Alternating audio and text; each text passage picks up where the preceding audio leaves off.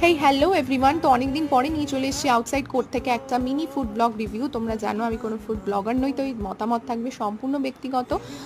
যোধপুর পার্কে recently open হয়েছে সাবেকিয়ানা একটি রেস্টুরেন্ট। তোমরা আশা করি এতদিনে অনেক ব্লগ দেখে ফেলেছো।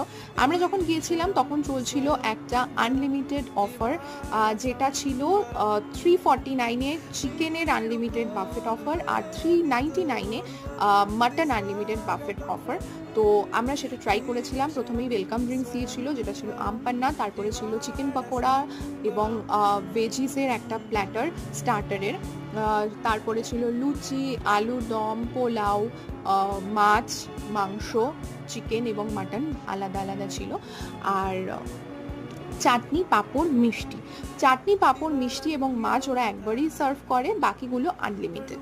তো কম খরচায় যদি তোমরা একটু মোটামুটি অ্যাভারেজ খাবার খেতে চাও তাহলে এখানে আসতেই পারো। দেখা হবে নেক্সট